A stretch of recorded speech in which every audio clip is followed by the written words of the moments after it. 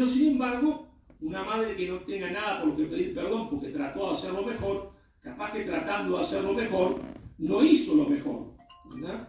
O no fue lo suficientemente cariñosa y lo suficientemente efectiva. Y yo digo en el tercer libro lo que América le debe a España, porque le tenemos que agradecer a España, porque España fue una madre cariñosa, no se equivocó e hizo lo mejor para nosotros y nos legó lo mejor que España podía legarnos.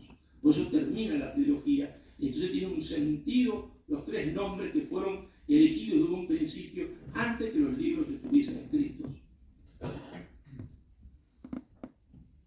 Otra cosa que quiero comentarles es que a veces me frustro mucho, porque resulta que yo escribo el libro, ¿no? Y hay gente que lee el libro, pero casi nadie me lee las frases introductorias del libro. Y digo, caramba, me he pasado semanas pensando qué frase poner. A veces me he pasado más semanas pensando en la frase introductoria del libro que escribiendo un capítulo. Y después resulta que nadie se percata en la frase. Y digo, para que hablo así, se me frustro. Entonces hoy los voy a obligar a leer una frase. Claro, por lo menos me voy a dar el gusto para que la lean. Porque tiene un sentido, tiene un enorme sentido. La frase le da sentido a todo el libro y a toda la obra. Es una frase de un gran político y gran constitucionalista argentino, al punto tal que es el que hace la primera constitución de la Argentina en 1852, Juan Bautista Alberdi, que era de joven muy antihispanista, odiaba a España, como toda su generación, odiaba a España.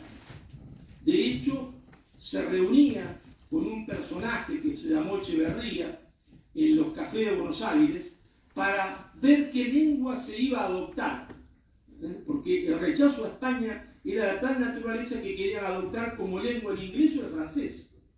Este hombre fue Juan Bautista Alberdi, que de viejo dijo que estuve siempre equivocado. No entendí nada de lo que era mi propio pueblo, y ahí se reconcilia con su pueblo, y al reconciliarse con su pueblo, se reconcilia con sus raíces, es decir, se reconcilia con España, que es la raíz, la madre. Y escribe entonces, en esa época en que está reconciliado con la historia y reconciliado con España, ¿qué es lo que escribe? Esta frase fantástica, y dice: entre el pasado y el presente hay una filiación tan estrecha que juzgar el pasado no es otra cosa que ocuparse del presente. Juzgar el pasado no es otra cosa que ocuparse del presente. Cuando le preguntaban a Tomás, ese gran historiador, sobre cómo es posible que ahora los portugueses se adueñan de la hazaña española.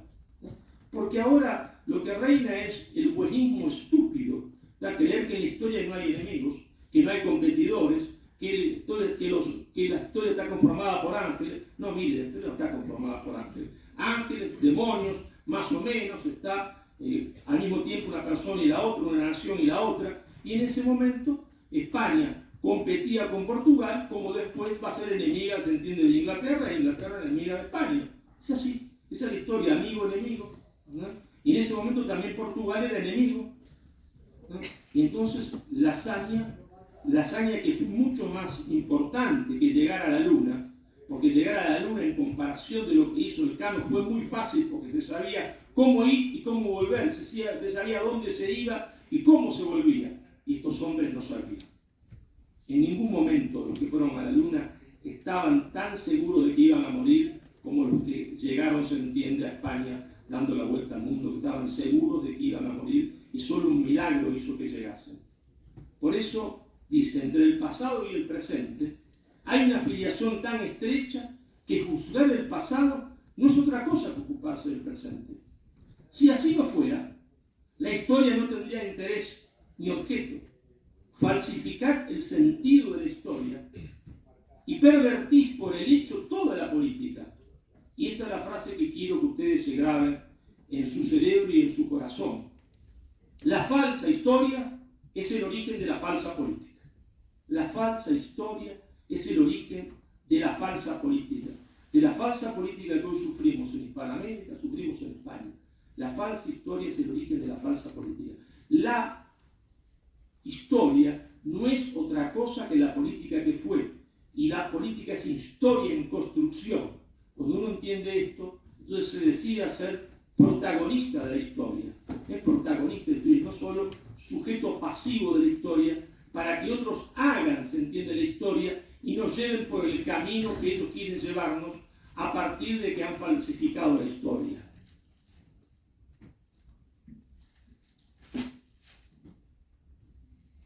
¿Qué han falsificado? Bueno, lo que han falsificado primero es, le han falsificado al pueblo español de la península y al pueblo español de América, porque españoles éramos todos. Y el transatlántico se hundió y cada uno tomó un bote, algunos un bote más grande, otros un bote más chico, algunos un bote más rico, algunos un bote más pobre, pero el transatlántico era uno solo. España iba de los Pirineos a Filipinas y de Alaska a Tierra del Fuego. Y esto lo decían aún los que estaban a favor de la independencia, como el jesuita que redactó el primer, llamémosle, panfleto a favor de la independencia, que fue Guzmán y Vizcardo, jesuita arequipeño, es decir, nacido en la ciudad de Arequipa, en el sur del Perú, más abajo de Lima. Decía en su panfleto a favor de la independencia, lo titulaba Carta a los españoles americanos. Carta a los españoles americanos. Y la primera cosa que se nos oculta es el carácter, el espíritu y los ideales de esos hombres que hicieron la hazaña de descubrir América, de poblar América y de dar la vuelta al mundo. Se nos oculta cuál era su carácter, cuál era su filosofía de vida, cuál era su espíritu y cuáles eran sus ideales. Eso se nos oculta, no se nos dice nada. Como si eso no moviera al hombre, como si el hombre se moviese solamente por intereses materiales o sexuales. ¿Por qué?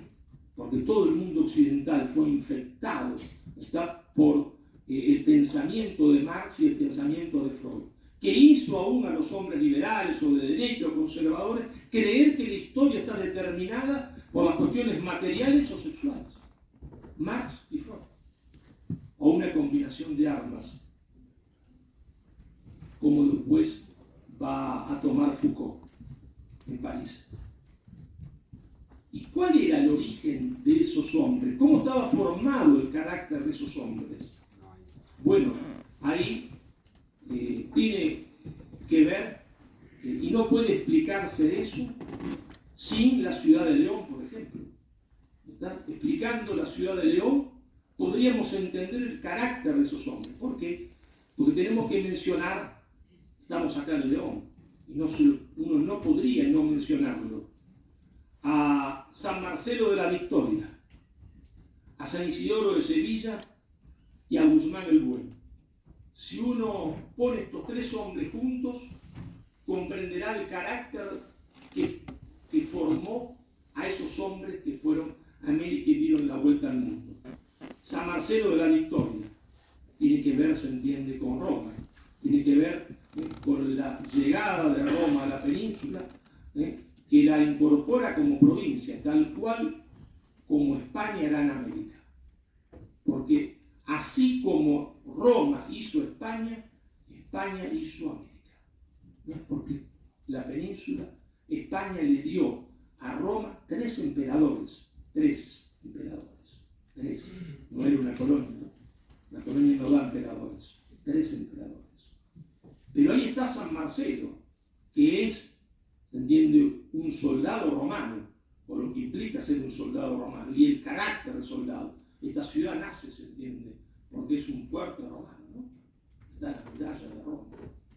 Pero un soldado romano ya convertido al cristianismo, que sabe que la fe determina la política, que la fe es más importante que la política. Es decir, que no hay patria sin fe. No hay contradicción entre patria y fe, pero primero está la fe. Esto es fundamental porque esto va a quedar grabado a fuego en el corazón del alma de los leoneses, y después de los castellanos y después de todos los españoles. Primero la fe después la patria, aunque no hay contradicción, pero primero es la fe. El lema de España será siempre, ¿está? Adiós, adiós por el imperio. El imperio está al servicio de Dios. La política está al servicio de Dios. Esto hoy que causaría, se entiende, el desagrado, si yo lo digo en la Universidad Complutense, del público progresista, porque es incapaz de entender a los hombres que luchan por un ideal y que tienen una fe, porque son materialistas y se creen como el ladrón, que todos son de su condición. No, esos hombres no eran materialistas. No quiere decir que no les gustaba el oro. No quiere decir que no les gustaban las mujeres. Vaya que les gustaban. No, en América les encantaba. Es que las americanas son muy cariñosas. Más que las españolas, perdón, a las españolas.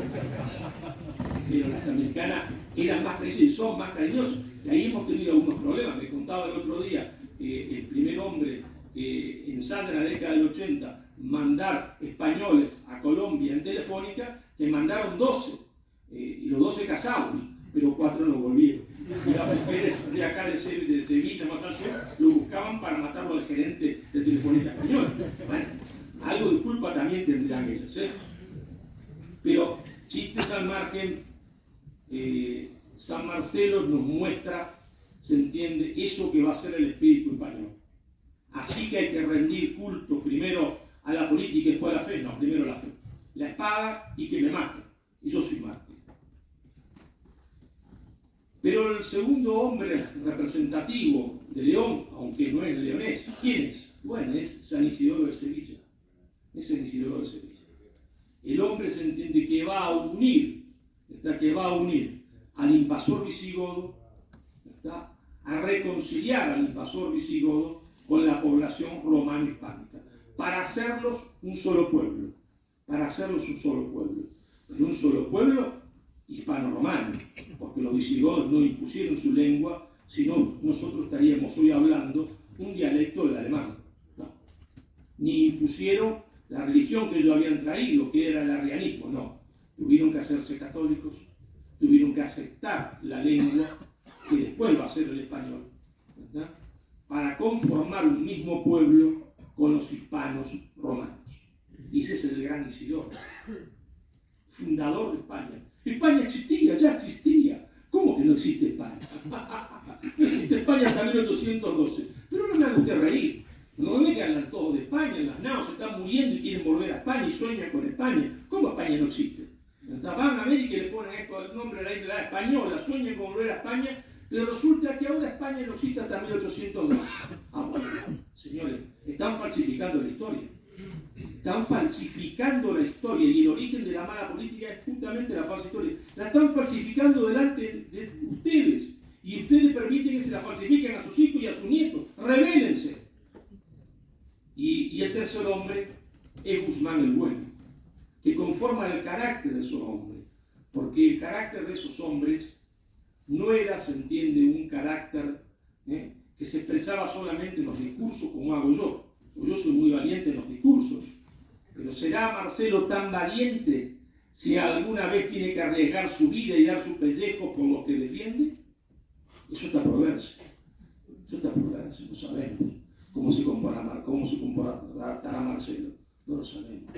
Capaz que en el momento en que tenga que arriesgar su vida sea un cobarde y no esté a la altura de las circunstancias.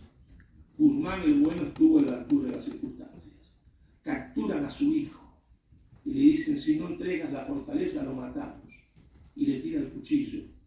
¿Por qué? Porque no quería a su hijo. Era tan mal padre, no sentía amor por su hijo alguno, no, lo amaba más que cualquier cosa en el mundo, pero sabía que su hijo en algún momento de la historia, si es que lograban sobrevivir los dos, lo miraría, se entiende, a los ojos y le diría: padre, tú faltaste con el deber, no tenías que haber entregado la fortaleza. Porque ese también era el carácter de los hijos, ¿está? Porque primero estaba la fe y la patria. Y esos hombres que están haciendo la reconquista luchan al mismo tiempo por la patria y por la fe. Porque cada kilómetro que se le conquista, se reconquista y se libera del invasor musulmán, es un kilómetro ganado para la patria y un kilómetro ganado para la fe. Es así. Es un kilómetro ganado para la patria y un kilómetro ganado para la fe. Esos son los hombres que llegan a América. Son los hombres formados en la Reconquista, en 700 años de lucha, cosa que ustedes se han olvidado. Y a mí me molesta mucho. Porque no tienen derecho a olvidarse.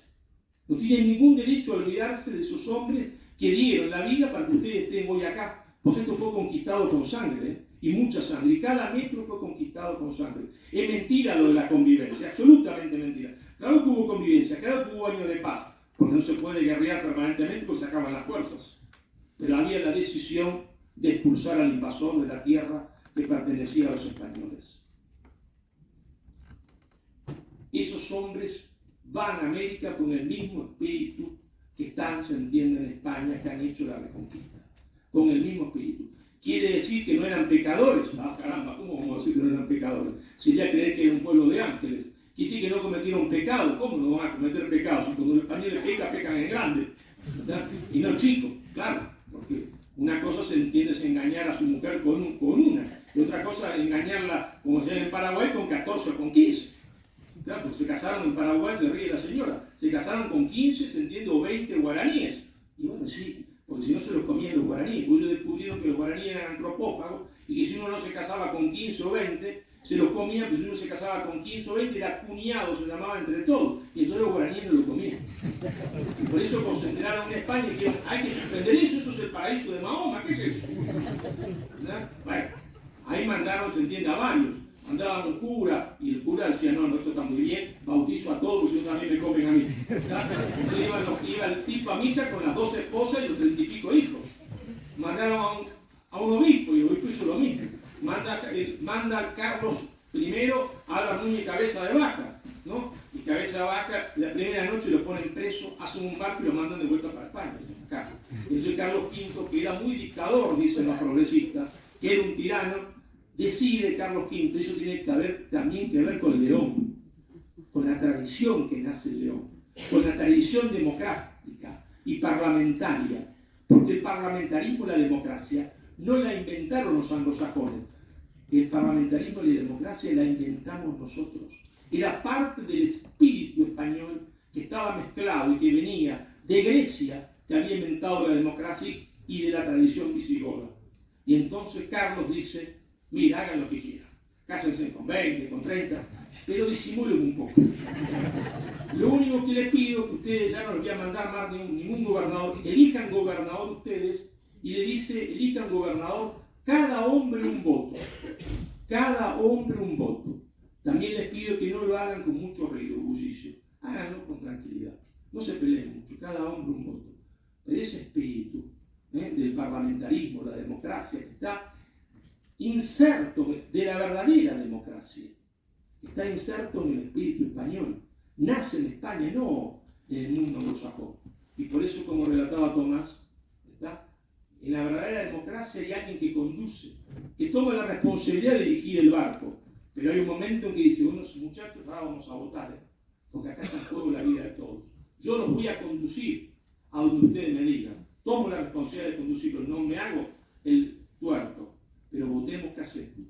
Si nos quedamos ahí, hablamos con los portugueses o no, ¿qué hacemos? ¿Está? Y eso nace de León. Pero también, ¿qué se nos oculta en la historia?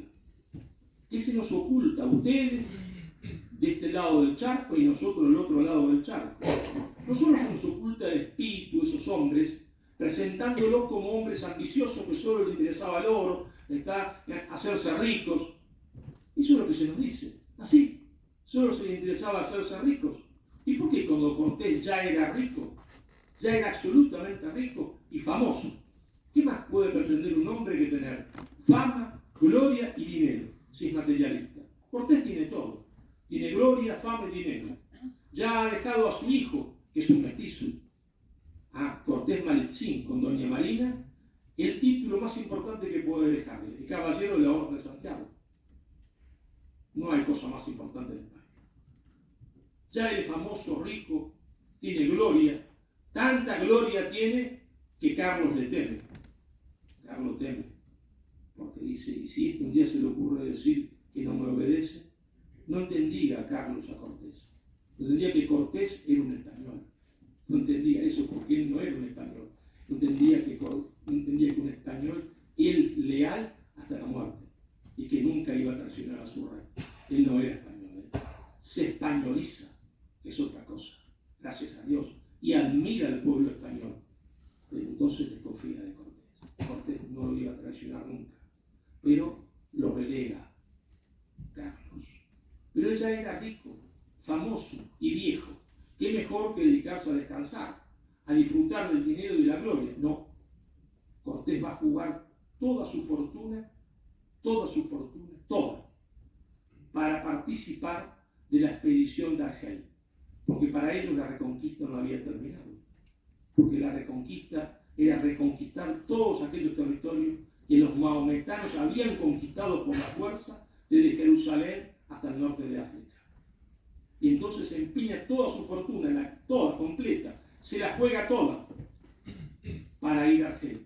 ¿Y quién lo acompaña? Lo más sagrado que puede tener un hombre, que es su hijo. Es decir, Cortés arriesga su fortuna y la vida de su hijo. ¿Por qué arriesga la vida de su hijo? Porque el primero que va a desembarcar en Argel, ¿saben quién es? Es un español americano. Es el hijo de Cortés, Cortés Valenciano, haciendo la operación más difícil que existe en el arte militar, que es crear una cabecera de playa. No hay operación más difícil que esa. Son los que mueren casi siempre. Y desembarca el hijo de Cortés ahí. Hay tormenta, hay dificultades, ¿está? Y Carlos duda mal, no era un estratega, y decide levantar la expedición. Y Cortés en un momento pide una reunión a todos, que preside el rey o el emperador. Dice al emperador, solo le pido 400 hombres. Mi hijo ya está, ya ha formado cabecera de playa. Mi hijo ya está ahí, ha formado cabecera de playa. Si usted me da 400 hombres, yo desembarco y conquisto Argel. O porque el emperador consideró que eso era una operación suicida, o porque temía la gloria de Cortés y lo negó. ¿Y por qué Cortés decide y pide, se entiende, eso? Porque estaba seguro de poder repetir la hazaña de México. ¿Y por qué? Porque Cortés en México no conquistó a nadie. Es una gran mentira.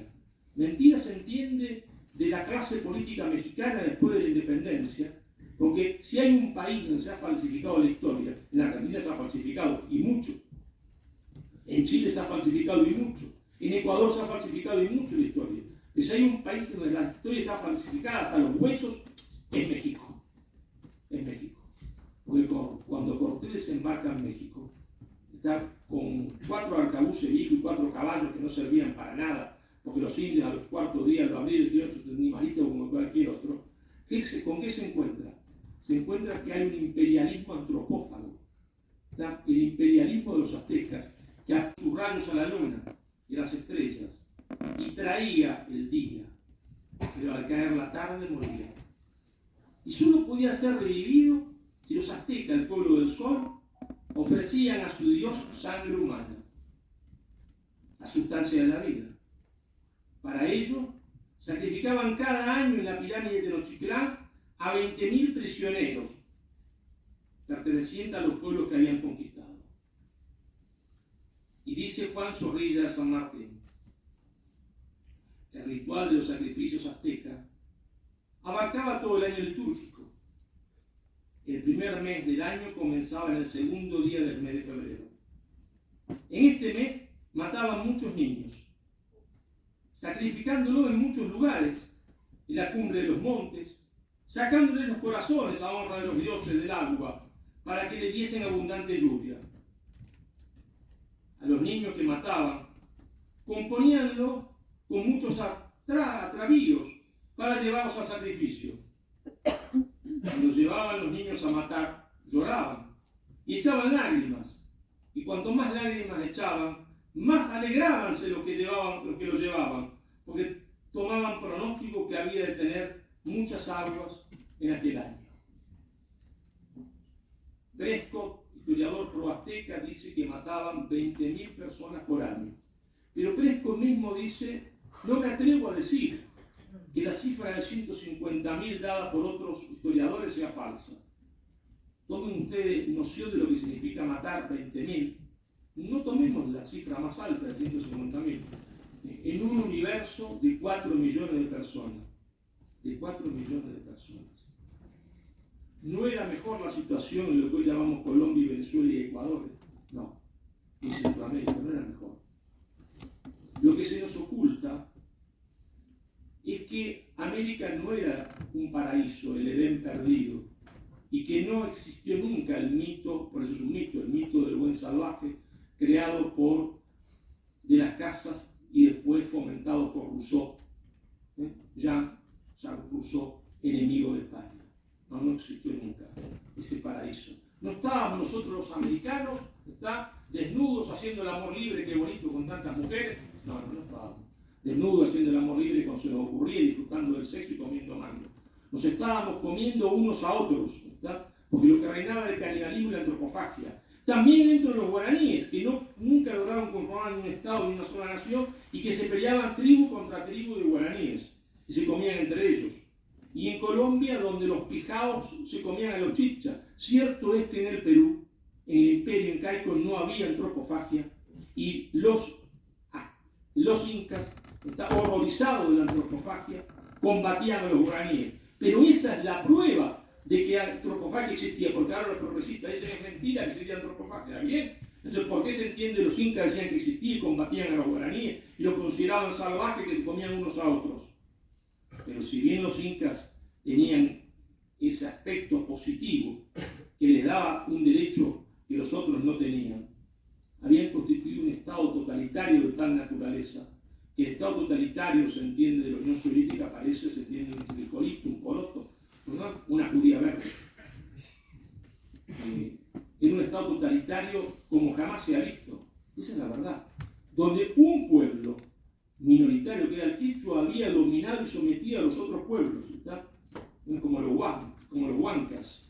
Cuando llegué al Perú, como uno llega siempre formado por la leyenda negra, uno se va desprendiendo de a poco de la leyenda negra. Todos hemos sido formados por la leyenda negra. Es como capas de cebolla que uno se va sacando, ¿no? Se va sacando de a poco las capas de cebolla. Llego ahí, mi suegro, indio huanca, me explica el secreto del Perú. ¿Me di cuenta?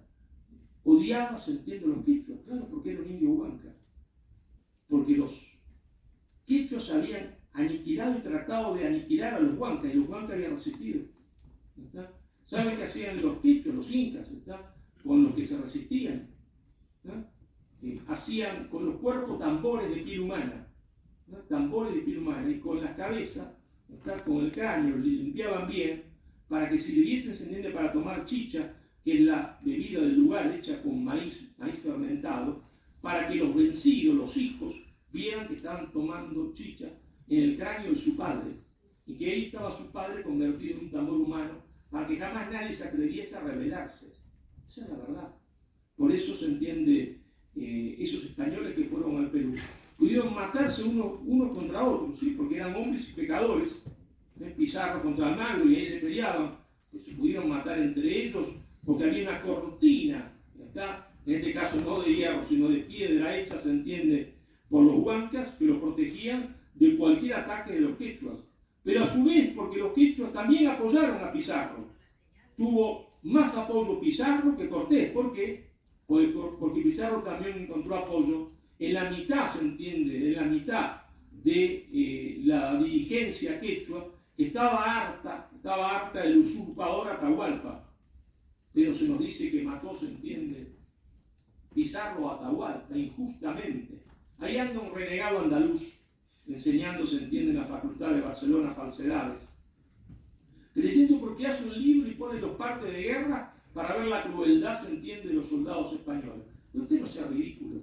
Haga usted un parte de guerra ahora, lo que se están haciendo ucranianos y rusos, y ponga las crueldades que hacen uno con otro. Y sí, la guerra es una cosa horrible. Nadie dice que la guerra sea linda, La guerra es horrible, pero a veces hay que combatir, quizás en acto de crueldad. Pero él pone las crueldades sin poner el contexto político y el significado, se entiende, en el cual esas crueldades están siendo cometidas. Cuando se asesina a Atahualpa, no se lo asesina, se lo ajusticia. porque estaba preso y estando preso ordenó que asesinaran a su hermano Huáscar y que le trajesen la cabeza de Huáscar para poder ver chicha en el cráneo de su hermano. Por eso se lo ajusticié, estaba bien ajusticiado. Bien ajusticiado.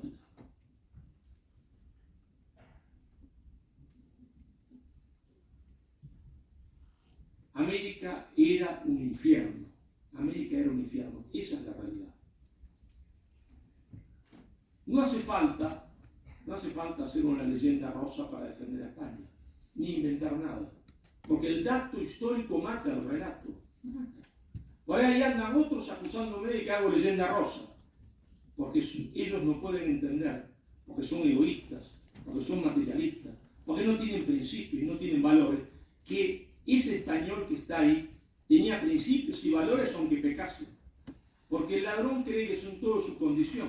Y como ellos son materialistas, hombres sin valores, sin principios y cobardes, piensan que los españoles solo podían estar ahí por cuestiones materiales. Nada más. No logran entender la dimensión espiritual de esos hombres que fueron a América. No logran entenderla.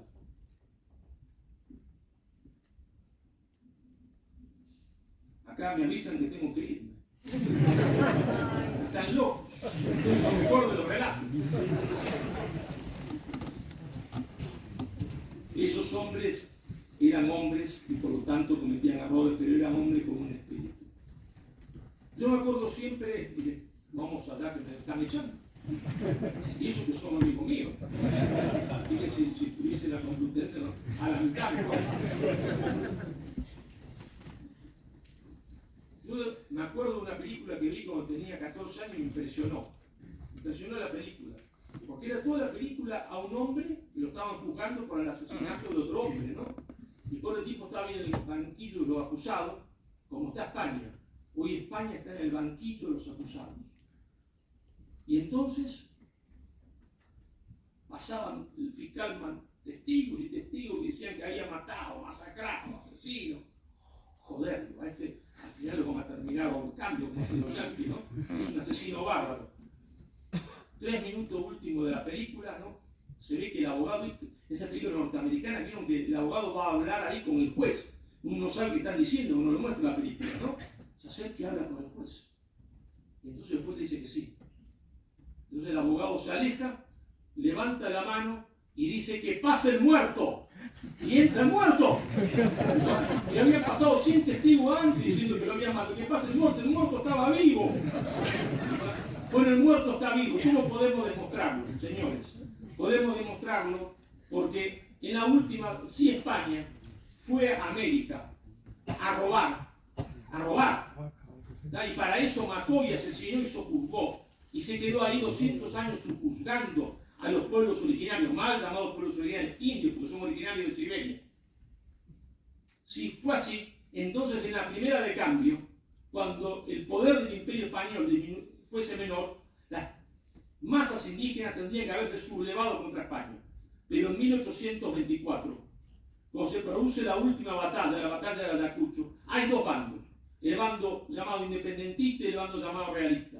En los dos bandos hay españoles, peninsulares, sí. En los dos hay bandos españoles peninsulares. En los dos hay criollos, porque es una guerra civil. Pero en un solo bando hay mayoritariamente indios. ¿En cuál de los dos? La lógica dice, si le creemos a la leyenda negra, en el bando independentista, ¿no? Es la oportunidad de las masas indígenas de sacarse de encima de una vez definitivamente a España, que los ha explotado durante 200 años, ¿sí o no? No, señores. Los indios están en el bando realista. El ejército realista está conformado por 6.000 hombres. 5.000 hombres son quechua hablantes, indios, que pelean hasta el final. Pero no hasta el final de la batalla. Derrotados en Ayacucho, pelean en las montañas de Ayacucho, la llamada guerra a los castillos, porque pelean en las cumbres, hasta 1830. ¿Con qué bandera? Una bandera que dice por Dios, por la patria y el rey. Pero estos no estaban locos, no era la sección. El terror de Bolívar fueron los indios Guajira, que solo Bolívar pudo vencer cuando desembarcaron 5.000 casacas rojas, como decían los indios. ¿Y quién eran los casacas rojas? El enemigo histórico inglés. 5.000 ingleses, lo que equivale a 40.000 soldados desembarcando hoy en Venezuela. Y cuando Bolívar fue hacia el sur, se enfrentó con los pastusos, que lucharon hasta el final al mando de Agualongo. Y cuando lo van a fusilar a Agualongo, primero dicen, mejor te venís con nosotros, traicioná y venís. Porque saben lo que es incorporar a un general de esa categoría. Y Agualongo dice, una y mil veces daría mi vida por Dios y la patria y el rey. La bandera con la cual estaban luchando después en Ayacucho, en las montañas, hasta 1830. Pero si nos vamos más al sur, los hoy llamados mapuche, aunque no lo sepan, que eran araucanos, y aunque no lo sepan, lucharon por España hasta 1830. ¿Con qué bandera? Con una bandera que decía, por Dios, por la patria y el rey. Señores, les han falsificado la historia. Les han falsificado la historia, les han mentido asquerosamente, porque hay en España militantes políticos disfrazados de profesores y disfrazados de investigadores, y porque hay en España un sector político, en la derecha y en la izquierda, en la derecha y en la izquierda y en la derecha, que en realidad no solo piensa que la conquista de América fue un error y un horror, sino que piensa también que la reconquista fue un error y un horror, y que piensan que España no debería haber existido, y por eso trabajan sin decirlo incansablemente para dividir España, y por eso España está en peligro de muerte hoy y de fragmentación territorial. Pero señores, les dije en un principio, la historia es la política que fue, y la política es historia en construcción, es decir, ustedes son protagonistas de la historia, ustedes son los que tienen que cambiar la historia, entre otras cosas regalando un libro.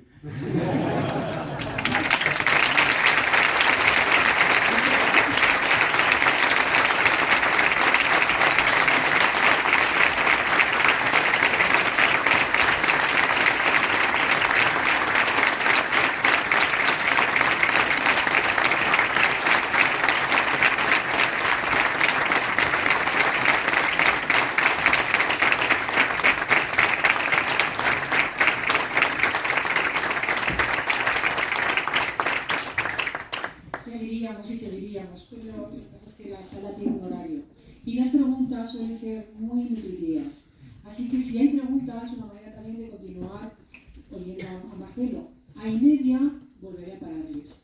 Porque a partir de ahí tenemos unos minutos hasta que nos cierren para hacer la firma de libros, que seguramente que todos ustedes también quieren. Así que a partir de aquí, tiene el micrófono. Javier, levanta la mano y nos acercamos. Mira, en el medio, Javier.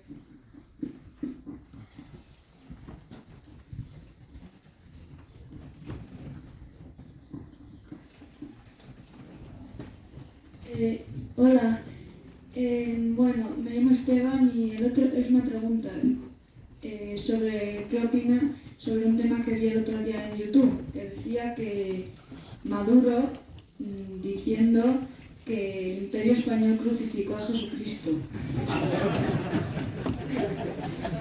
¿Cómo te llamas? Esteban. Esteban. Bueno, a mí Esteban me sube la moral, porque es el más joven que veo, y digo, nos morimos todos dentro de poco, espero que no, que todos vivamos mucho más, nos quedará Esteban por lo menos, Mira Esteban, es decir, la leyenda negra es una mentira, y quiero que siempre te acuerdes de esto. Una mentira persiste en la historia porque le sirve a alguien para algún fin. Le sirvió primero a los ingleses para partir el imperio. Después le sirvió a los norteamericanos para clavarle un puñal en la espalda a España, que lo había ayudado en su independencia y quitarle Filipinas y Cuba. Después le sirvió a los soviéticos y ahora le sirve a estos socialistas rosas como el señor Maduro, que está en un país donde nada en petróleo y tiene el 80% de su población sometida a la pobreza. Y entonces tiene que encontrar alguna causa que no sea el mismo del por qué esa población está en la pobreza. El 80% quiere decir que cada 10 venezolanos, 8 son pobres en el país más rico del mundo, que nada en petróleo. Y entonces, ¿qué dice Maduro? No dice el culpable soy yo, que soy un inútil, que soy capaz de chocar un tranvía. Era conductor de tranvía. Es verdad. No se rían, era conductor de tranvía. Y no lo chocaba porque no puede chocar un tranvía. Bueno, él hizo chocarse en la Venezuela. Y es como chocar un tranvía, ¿sí? Nada en petróleo. Entonces, ¿qué dice? Para ocultar su inutilidad, e incluso me atrevería a decir su latrocinio y el robo de los que lo acompañan, porque en Andorra las cuentas, se entiende, de muchos de los familiares llegan a 4.500 millones de dólares en Andorra. ¿Qué dice? La culpa la tiene el Imperio Español. ¿Qué quieren que yo haga? Esto es culpa, se entiende, de la conquista de los españoles, pero Maduro hace 200 años que se fueron los españoles, parece que es un tiempo suficiente, ¿no? Me parece, y aparte, hace un par de años atrás no le iba tan mal a ustedes. Es decir, él es un mentiroso serial, tiene que encontrar la culpa, se entiende, en España para ocultar, y eso hace el señor Boric en Chile, eso hace el señor Petro en Colombia, es decir, ese socialismo es izquierda rosada, que no es más roja, rosadita, ¿está? Para ocultar sus propios robos e inutilidad. Entonces, claro, fíjense que uno puede equivocarse, decir a Jesucristo lo crucificó el Imperio Español y inmediatamente rectificarse, o al otro día ordenar a la Cancillería diciendo que el presidente se equivocó. No, lo deja así. ¿Por qué? Bueno, te voy a leer una frase, mira, de mi libro, que sos joven, pero que lo vas a leer y lo vas a entender todo como si fuese un adulto. Y dice una frase de un gran literato ruso, uno de los más grandes, que sufrió en carne propia la dictadura, que estuvo, se entiende, preso en Siberia, Alexander Solzhenitsyn, premio Nobel de Literatura. ¿Y qué dice Alexander Solzhenitsyn? Lo mismo que se le aplica a los negros legendarios, al señor Maduro, al señor Boric, al señor presidente de México, otro gran mentiroso, López Obrador, que le escribió una carta abierta fue que me insultó en un discurso, diciéndole, si usted es tan valiente, haga lo mismo, se entiende, que hizo Carlos V, Carlos I. Vamos a Ginebra, elige usted 5 historiadores, yo 4, y vamos a debatir una semana a ver quién tiene razón en una universidad neutral. Una semana seguida para terminar con esto. Por supuesto no se atrevió. ¿Por qué? Por lo que dice Solzhenitsyn. ¿Qué dice Solzhenitsyn? Sabemos que nos mienten. Ellos saben que mienten. Ellos saben que mienten. Ellos saben que sabemos que nos mienten. Sabemos que ellos saben que sabemos que nos mienten. Y sin embargo, siguen mintiendo. ¿Está? Y bueno, entonces a Jesús lo crucificó el Imperio Español. Fenomenal. Fenomenal. ¿Alguna pregunta más? A Martin Luther King seguramente también lo mató. Al líder de la lucha contra la discriminación racial, se entiende, en Estados Unidos. Ahora lo habrá matado en España, seguro. Para mí la madre de Hitler debe haber sido española. Seguro, un día esto lo dice. Un día esto lo dice. ¿Verdad? Milei, ¿qué opina usted de Milei y el otro? No viene al caso esta pregunta. Hoy estamos hablando de la agenda negra y no de la política.